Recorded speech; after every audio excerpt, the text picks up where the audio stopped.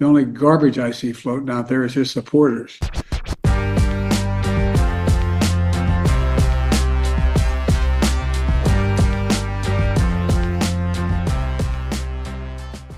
Welcome to the Be Wise Podcast. I'm your host, Chris Wright, where we talk politics, entertainment, sports, and social media. All the things, all the things. Well, this is the week that was. I never expected that I would do a week that was on a Wednesday. But Friday, I'm out of town, so I wanted to do it today. But there was so much that happened in the last 3 to 4 days. Man, it's always around election season that weeks just fly by. There's always so much in the news. And also around election time is lots of sports, NFL, World Series. So anytime it's November 1st or the last week of October, there's just a lot going on. So the week that was may have to be the Wednesday that was. I don't know. But great week. But today I want to start off with sports. And I'm not always going to have a sports topic, but this time was just interesting. Did you guys see the World Series game last night? The Yankees, they beat up on the Dodgers 11-4. I live in New York, but I'm not a Yankees fan. I'm actually a Phillies fan. But the game, the score wasn't the thing. What was interesting was, did you guys see the play with Mookie Betts? Yankees fans, they're real ones. They are like, are you serious right now? I always say that New York fans are different. They're a different breed. I said this when like the Mets, they beat the Phillies in the first round of the playoffs. I hated it, but they were going crazy in Queens, like all over. Mets fans all over were just like, that was their championship. You would have thought it was 1969, the amazing Mets. Anyway, so Mookie Betts goes up for a fly ball. And afraid to throw. Wide right by Torres. Betts in the corner. Does he have room? Fights with the fan. And they're going to say that it's an out and fan interference. So an out, one gone in this first. It's the second time that Gleyber Torres has hit a ball that has ended up in fan interference in this series. He had the home run turned into a double back at Dodger Stadium. And yeah, Betts has that ball in his glove, and this fan literally tries to take his glove off. Fries the ball out of there. A for effort. Well, he won't be watching the game much longer. Wow, he might. Just from a TV. We're going to be watching this on the TV. He'll watch him from somewhere else. Plain and simple. That's assault. A fan not only interferes with the game, but he touches a player. Another player grabs his other arm. And I was watching Unsportsmanlike on ESPN this morning. There was actually a debate on whether these guys should be arrested. Screw getting banned from the Yankees games or the stadium for life. But worse, they should be arrested. They could have broke his arm. They could have broken his wrists. And like, why would you even question that? These guys should be arrested for assault. Am I saying these guys should go to jail? No. But they should have been arrested, and they should have to go to court, inconvenience their lives, and get a hefty fine. Like a $20,000 fine. If that was a more intimate arena, like an NBA arena where like Malice at the Palace happened, then we could have been talking storming the stands by Dodgers players, beating up fans, the same thing. That's what we talk about, depending on the arena size or the venue size. The more intimate it is, the more dangerous it is, all right? People feel that like in the NFL, when the players jump into the stands, because the players are a little further away, it's not as dangerous. Major League Baseball stadiums are the same. But when you start getting in arenas, that can be a really dangerous thing. Fans should not interact or touch players, period, point blank, dead stop. Like, don't do it. And that one grabbing that's his livelihood. In the middle of a World Series, breaking his wrist, breaking a finger, trying to snatch the ball out the glove. That's just insane. So I'm really, really surprised. I hope more comes of this as opposed to like just banning them from the World Series. I want to see their mug shots all over Yankee Stadium. I want to see them arrested. And something should happen to them more than just losing their seat. I think they should definitely be arrested and inconvenienced at a minimum. So the other thing is in sports is not really a sports story as much as it is a feel-good story. So last week we talked about the Pennsylvania presidential rallies. President Trump went to PA, Latrobe, PA, home of Arnold Palmer. And he also went to the Steelers game. And I'm a Steelers fan. I think I talked to you guys about that. I'm a Steelers fan. And so some former Steelers were there: Antonio Brown, Mike Wallace, and Le'Veon Bell. And a lot of times when you see celebrities or athletes hang out with presidents and things like that, you don't see the emotional side of it. And I thought it was really, really cool because a lot of our people that we support in sports that we like and love, they actually get to go on social media, go on X, go on TikTok, and express how they feel about a certain thing.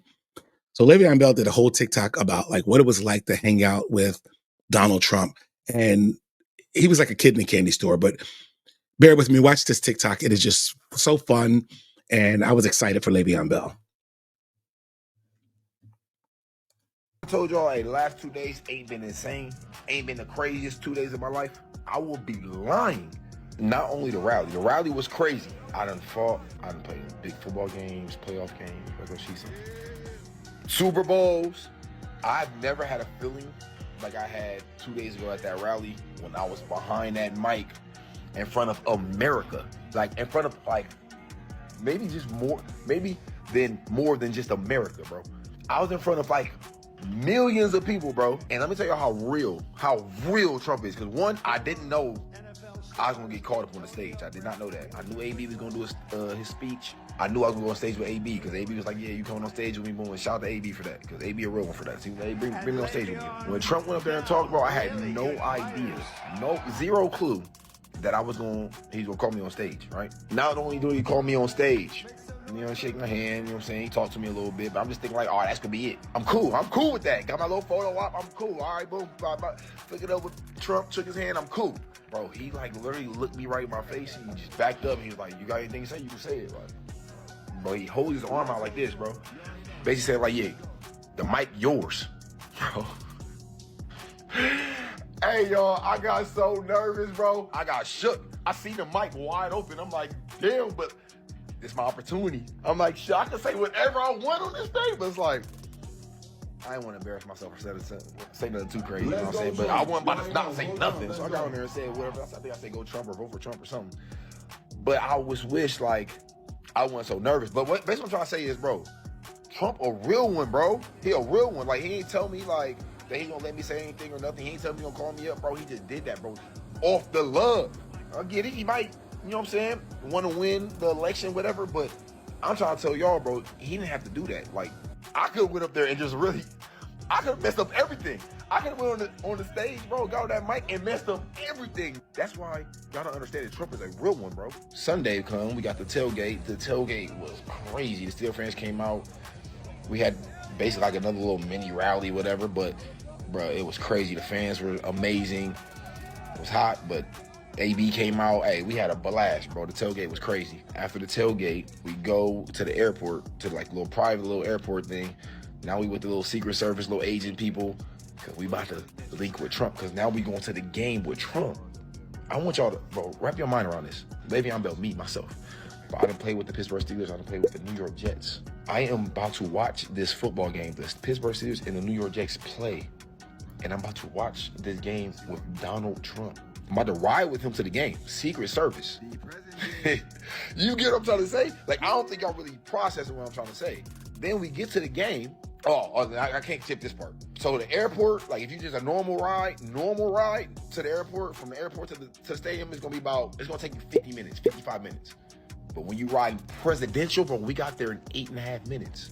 8.5 minutes. They had all the exits blocked off. Literally, when we was driving, there was no cars on the road. I'm like literally watching, like, bro, this is crazy. It was literally like out of a movie. I would not believe this. From the plane to the car, it was moving so fast, like the little soldiers, bro. I wish y'all could have seen them with their guns. I posted a video. I know y'all seen Call of Duty. It's how they roll 24/7 and be quick, militant, everything moving fast, super fast. I was low-key feeling slow because I didn't know what the hell was going on. So I'm just like looking around. Next thing you know, I see the security agent all the way up there. So I'm like trying to film everything. So I look down, I pull up Snapchat. Next thing you know, they all the way up there. I'm like, oh damn, I'm about to get left. But we get to the game, 8.5 minutes. We get up to the suite, bro, and I'm watching the game with Donald J. Trump. Now, in there, I wish I could have more footage for y'all. I couldn't be on my phone, be all in his face. Like, we ain't cool like that yet. But we gonna get there. But now I'm watching the game. Donald J. Trump is like literally in the next suite. And I'm watching the New York Jets and the Pittsburgh Steelers play with the president. But y'all not hearing me, bro. Where I came from, ain't nobody where I came from doing that. You get what I'm trying to say? Y'all not Y'all not hearing me. Like that was so cool. Like I got goosebumps. Being a Steelers fan, being a Leveon Bell fan when he played for us. You know, just like he goes, where I'm from, like being from a poor hood, the ghetto. The guy who played in the NFL, met Hall of Fame players, rubbed shoulders with Hall of Fame coaches, probably could go anywhere in the world that he wanted with the income he had, travel around the world, played in Europe, Germany, England, and boxing, Vegas, sold out arena. And this has been his top experience. He had on his Turning Point USA, Make America Great Again hat, wearing it proudly, not at an event, but in his bedroom. That shows that he's serious. He's serious. But good for Le'Veon Bell. That's all I got to say. That was pretty awesome. So what else? The week that was. I mean, you know what happened. This guy, Tony Hinchcliffe, comedian, Trump rally, said a joke. I will repeat, he said a joke. It might not have been a good joke, but 3 or 4 seconds of a word, Puerto Rico and America lost their minds. There's a lot going on. Like, I don't know if you guys know this, but there's literally a floating island of garbage in the middle of the ocean right now. Yeah. I think it's called Puerto Rico. Okay. All right. Crowd didn't like it. It was a poor joke. It wasn't an inappropriate joke, in my opinion. It wasn't a racist joke, in my opinion. It was just a bad joke. It fell flat. Ooh. Donald Trump didn't tell the joke. Nobody serious told the joke. Nobody on Donald Trump's campaign told the joke. That would be like blaming Kamala Harris because people were offended that Megan Thee Stallion was twerking at her rally. I mean, Kamala didn't twerk. Megan twerked. But nevertheless, sometimes we tend to take these political things too far. But my point is, comedians get licenses to tease, pick on anybody and anything. They can pick on blacks, whites, gays, Catholics, Jews. It doesn't really matter. Comedians just have that license to go too far. And we all know that because we spend hundreds of dollars to watch their shows, whether it's Dave Chappelle, Sebastian Maniscalco, Kevin Hart, Mike Epps, you name it. We have paid to watch them. Ari Spears. All these guys have been extremely inappropriate where you go, ooh, some things are just cringy. Some things you laugh at. We laugh at ourselves. They pick on guys like me who may have a white wife. Hey, that girl with you? And then they'll start telling a ton of white jokes. You know, they'll talk about gays. Hey, you two guys together. And then they'll start telling gay jokes. I've heard, there's nothing off limits. You have the license to do that in comedy. I've never heard anyone say a comedian is racist. But because it's at a Trump rally, it's racist. And like I said, the joke was horrible. And sometimes jokes are time and space. You know, there's some places that might be inappropriate to tell the joke, especially since where there was a lot of damage from the hurricane in Puerto Rico. This, that, and the other. People are trying to recover. Might not have been a good time. Trump's always also been viewed as a racist. So to tell a racist joke about Puerto Ricans, probably not the best time. But in the grand scheme of things, it wasn't a big thing. Ask George Lopez. He did a Kamala Harris rally, and he teased the Mexicans. Heard nothing about it. Right? So, see, look. Donald Trump said he was going to build the wall, and George Lopez said, you better build it in one day, because if you leave that material out there overnight,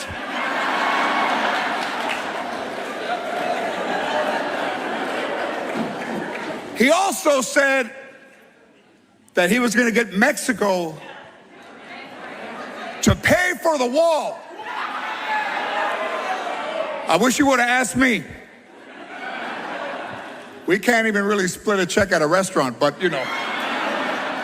it sounded nice at the time. That was funny. That was funny. Now, maybe because he is Mexican, he's allowed to tease Mexicans, like black comedians can tease black people and no one gets upset. If that was a white guy teasing Mexicans, it might have been a different story. It's like, blacks can say the N-word and whites can't. I guess it was that kind of vibe. But the thing was, no one said anything about it. No one said Kamala allowed George Lopez to tease Mexicans. No. I have I've heard black comedians tell all types of jokes about white people. And white people laugh at those jokes. White people go to Kevin Hart concerts. White people love Chappelle shows, like the Chappelle concerts or live stand-up, whatever, are filled with white people. And he pretty much spends half the show talking about whites and other ethnicities and other religions and gays and everything. And people laugh. But even more than that, on TikTok, black TikTok is just straight out. It's inappropriate sometimes. What about the sundown towns? There was blacks laughing at flooding and people losing their homes because they were in what they called sundown towns. And they were like praising God and saying, karma's a bitch and all these things about these people who had lost everything, their homes. Some people lost their lives, injured, because they were in quote unquote sundown towns, and black people are laughing on TikTok. Now that to me is not comedy. That's real life. And I bet a lot of those people will support Kamala Harris, but they're not asking Kamala Harris to go on stage or on a podium and go, if you're making jokes about the flooding or Hurricane Milton or Helena, you should stop it right now. Nope, no condemnation. The Trump campaign actually came out and did say something about Tony Hinchcliffe's joke. Basically said, that's not the views of the Trump campaign. We do not support that language, et cetera, et cetera. So then, of course, Joe Biden got out of bed. I haven't seen Joe Biden in months. The DNC must have told him, stand down, don't talk, don't get in front of a camera. But obviously he snuck out of bed and got in front of a microphone. And I don't know the Puerto Rican that I know, or Puerto Rico where I'm in my home state of Delaware. They're good, decent, honorable people. The only garbage I see floating out there is his supporters. someone wrote that. Look at his eyes, and he's stuttering. I don't know the Puerto Rican that I know, or Puerto Rico where I'm in my home state of Delaware. They're good, decent, honorable people. The only garbage I see floating out there is his supporters. Someone wrote that for him. He's going to take the heat. But someone wrote that. I just realized that. I thought when I first saw that on the news, I thought he was just talking off the cuff. But now that I see him and he's stuttering and he's looking, his eyes are moving back and forth as if he's reading a teleprompter or something or a piece of paper. We need to get to the bottom of this. Nevertheless, that just I was a friend of mine. He was teasing me this morning, and he was saying how, because if you don't know, I was a former Democrat, former liberal, and he's been trying to talk me into being more conservative. Now, he's not a Republican; he's a libertarian. I'm a registered independent now, and but I've always been a liberal. And just knowing this guy, I won't say his name on air, but he kind of talked me into.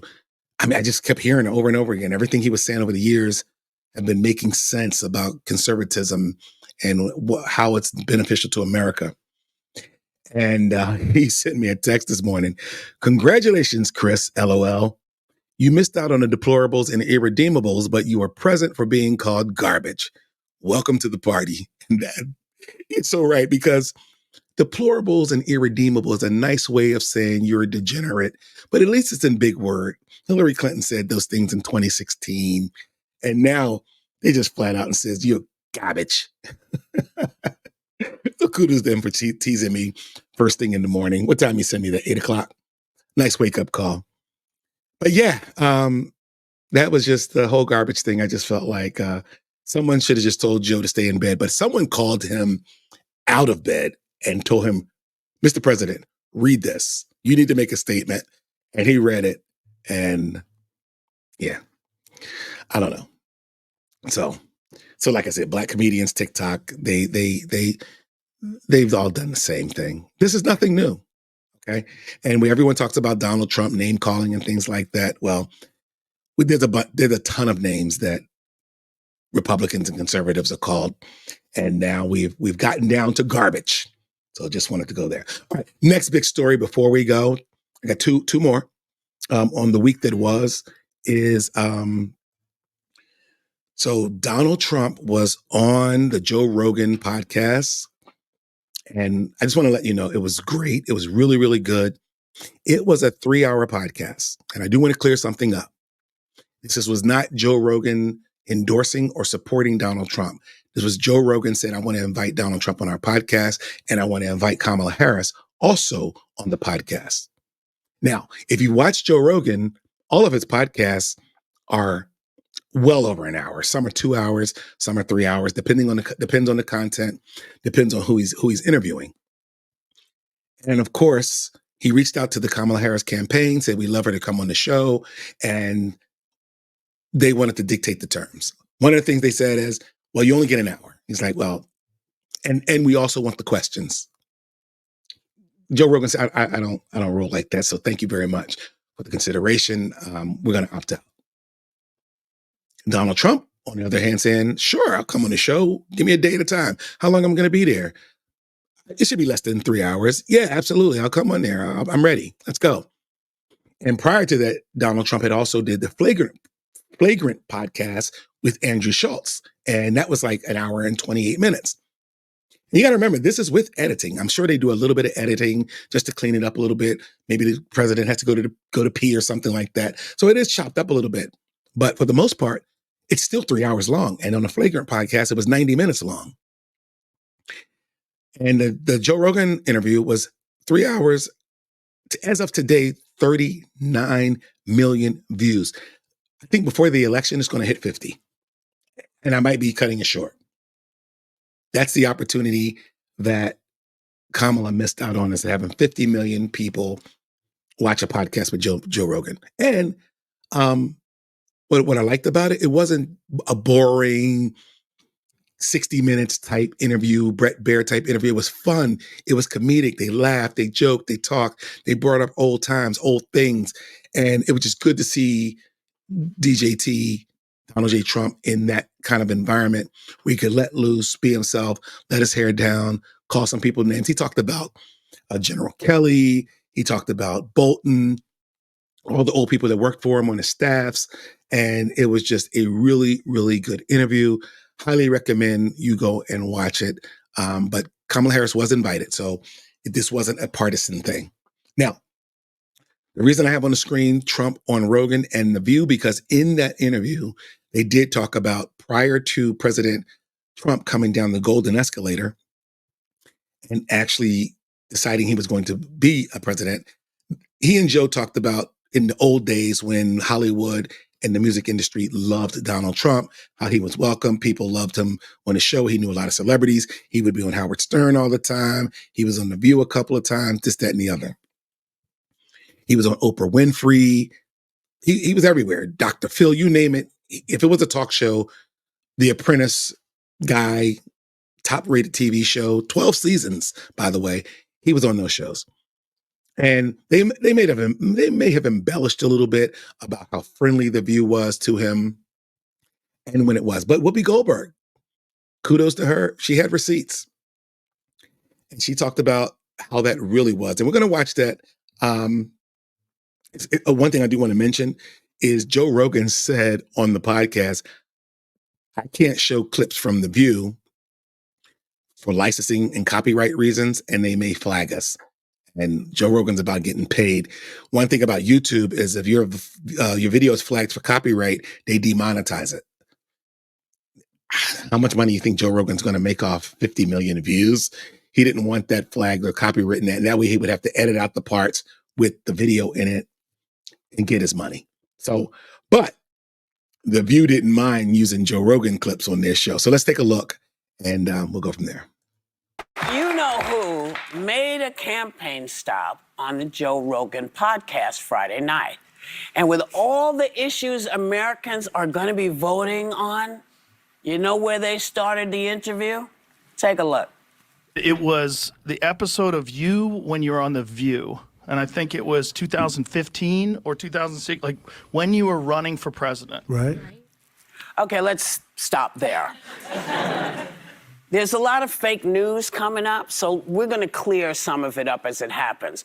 He was actually, in that clip, is 2011, 4 years before he announced he was running. Okay? That's the first thing they got wrong. Next. You got introduced as our friend Donald Trump. That's right. Whoopi Goldberg gives you a big hug and a kiss. Joy Behar gives you a big hug. Barbara Walters gives you a big hug. They all loved you. So, here's the actual appearance. Watch. Donald Trump is a billionaire, a real estate mogul, and a television star. But does he really want to add president of the United States to his resume? A lot of people would like him to. Please, let's find out, and please welcome my friend, Donald Trump.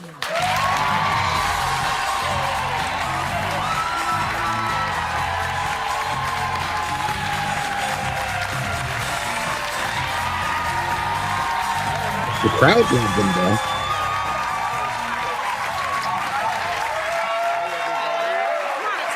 Hello, darling. You're right. Hello,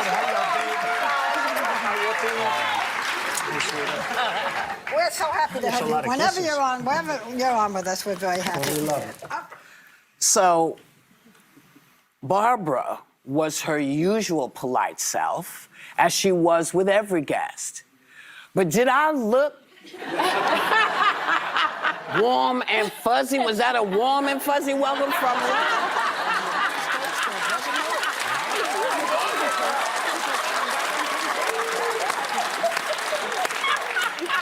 But because I respect Barbara, you know, she said be polite to guests no matter what. Yes. And for the most part, I got through. I did it like I do now.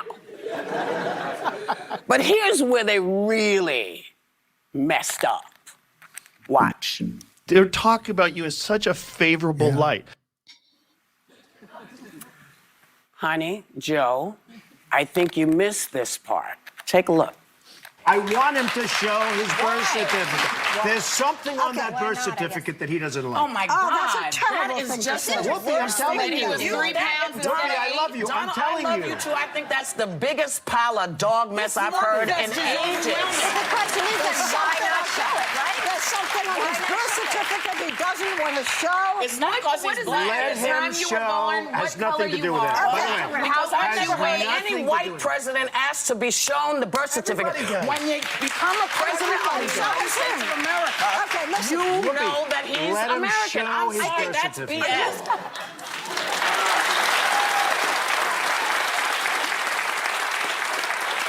Look, this show has allowed all kinds of people to come on, people we agree with, people we don't agree with.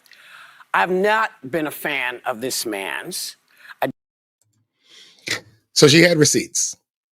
She pushed back on it, but there was a couple of things I do want to mention is that the crowd loved him. The crowd was going crazy. Today, a View crowd would boo him. And I also want to say something about the fact that I hate The View. That's what you hear on Howard Stern when people are like loud women heckling, going back and forth.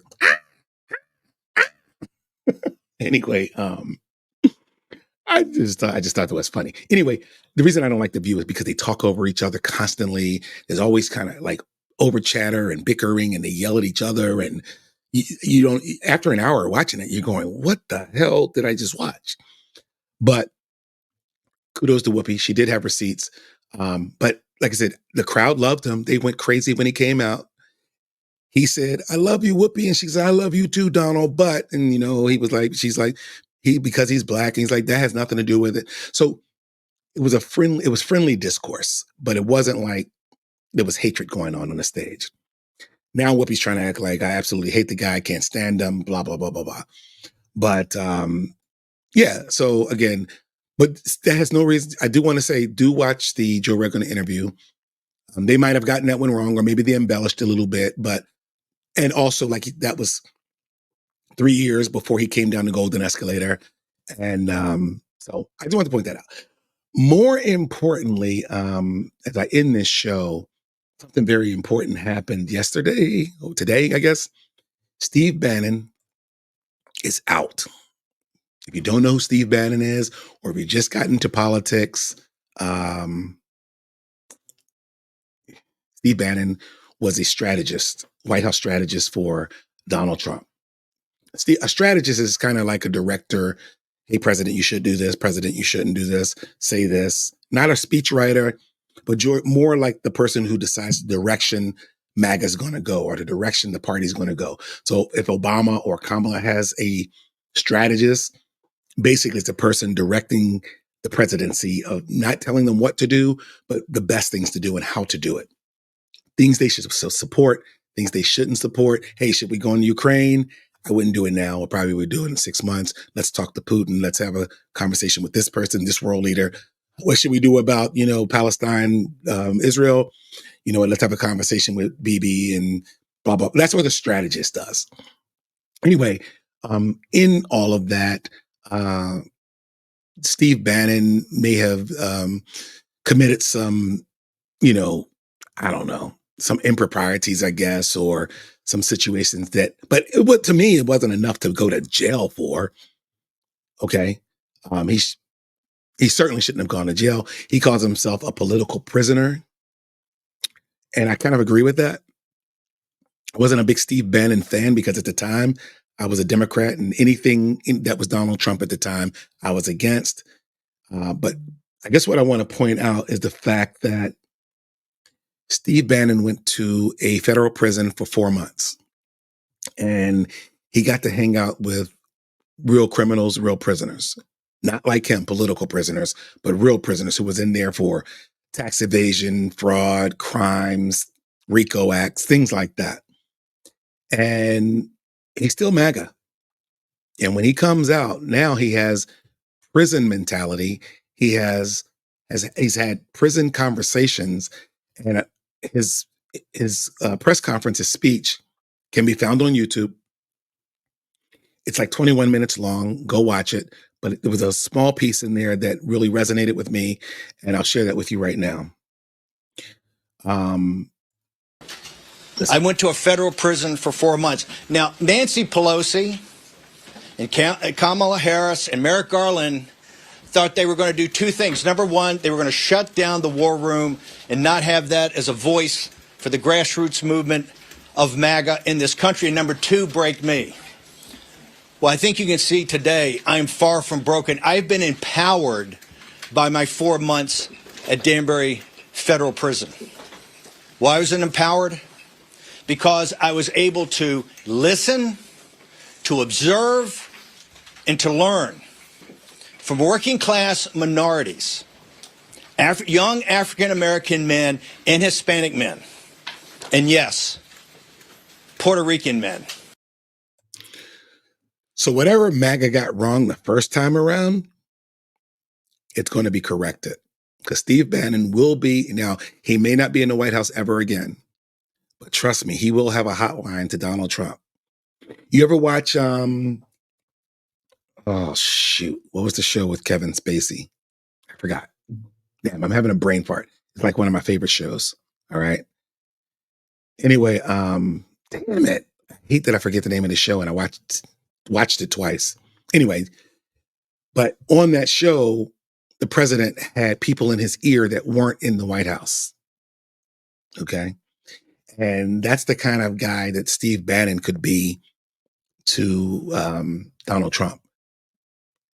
I wouldn't do that. Donald. I would do this. I talk to the Puerto Ricans. I talk to the minorities in prison.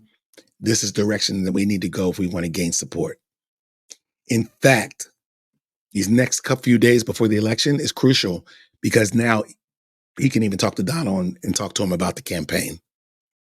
Things that he might want to say in his next couple of rallies. So with that all said, ladies and gentlemen, that was the week that was. I'm Chris Wright, Be Wise Podcast. Peace.